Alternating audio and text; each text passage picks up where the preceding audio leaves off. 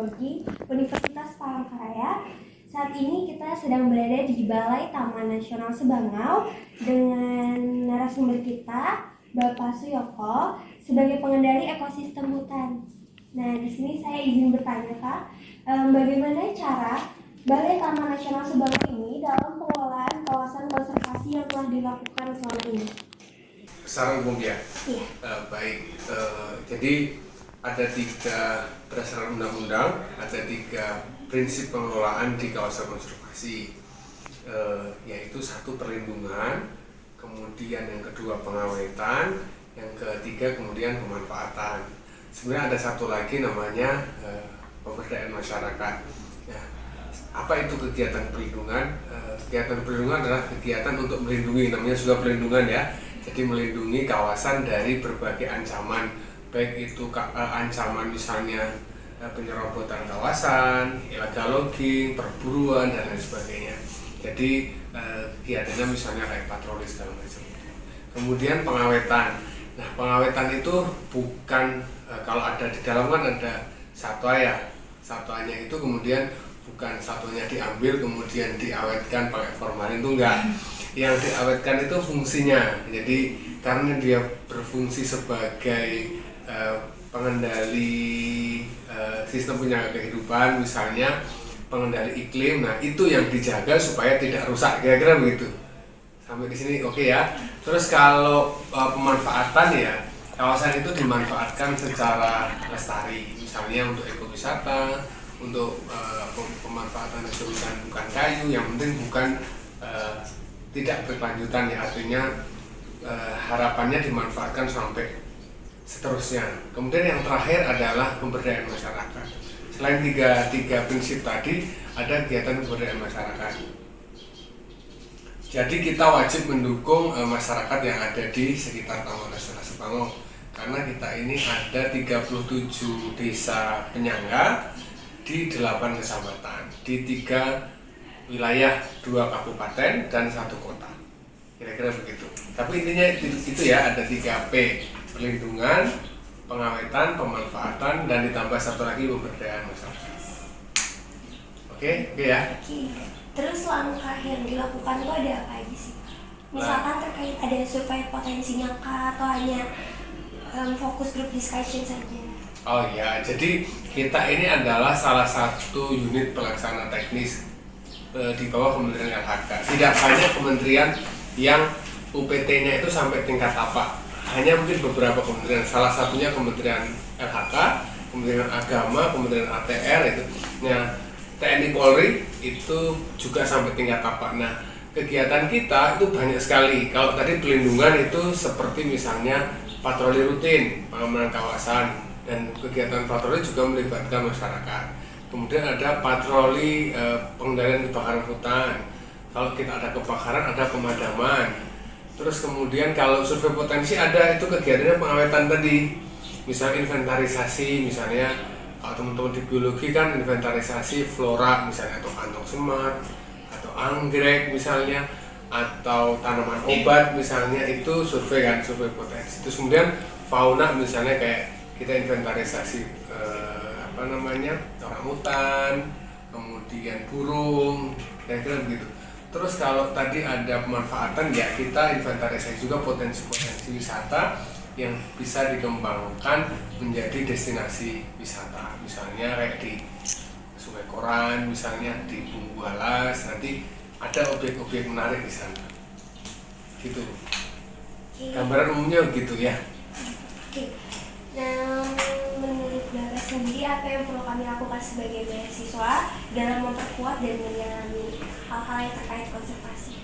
Oh, banyak. Jadi peran generasi muda sangat penting dalam mendukung kami melakukan pengelolaan kawasan. Salah satunya adalah kami sering mengadakan atau melaksanakan kegiatan kader konservasi. Kader konservasi itu adalah namanya juga kader ya, kita mendidik, menularkan, mengajak upaya-upaya konservasi untuk keberlanjutan, kira-kira begitu. Nah, perannya salah satunya teman-teman paling tidak bisa membantu kami menyebarkan, luaskan informasi tentang konservasi. seringkali adik-adik kita, teman-teman adik-adik semua generasi Z atau generasi Alpha sekarang ini disebutnya, itu kurang aware dengan hal-hal yang berbau atau berkaitan dengan lingkungan dan alam. Nah, sehingga teman-teman apalagi jurusannya biologi sangat penting karena punya ilmunya sehingga bisa menularkan upaya-upaya konservasi atau lingkungan terhadap teman-temannya. Hal kecil misalnya tidak boleh membuang sampah sembarangan, terus kemudian ketika ke lapangan kita tidak melakukan hal yang kurang baik, misalnya mencoret-coret atau memaku pohon dan lain sebagainya.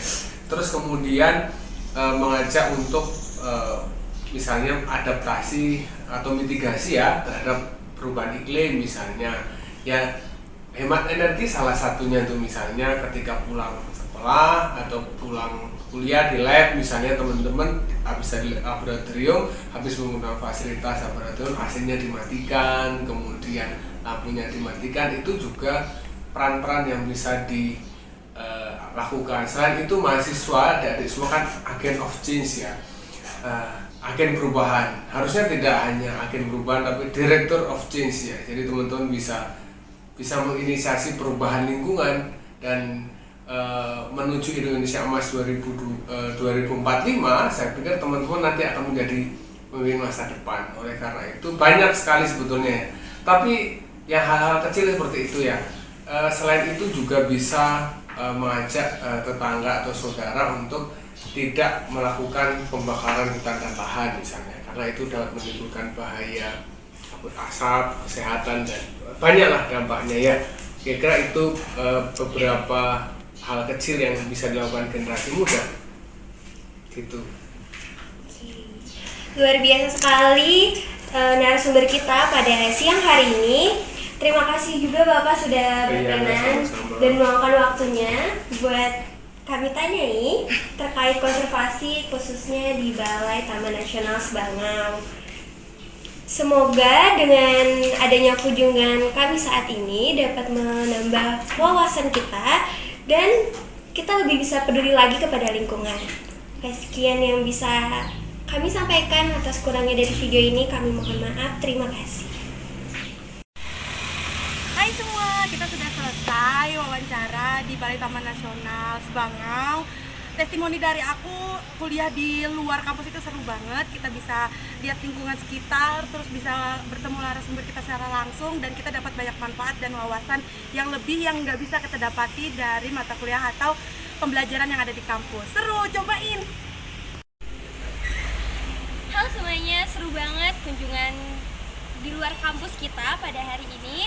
Dan luar biasa paparan dari narasumber kita terkait konservasi, terutama di sini di Balai Taman Nasional Sebangau. Dan teruntuk saya sendiri, saya mendapat banyak wawasan dan ilmu, dan saya merasa harus lebih peduli lagi gimana kepada lingkungan kita. Sekian, seru banget. Hai teman-teman semua, testimoni dari aku yaitu sangat menambah pengalaman dan menambah wawasan dari narasumber kami yang sangat menyenangkan, yaitu Pak Suyoko.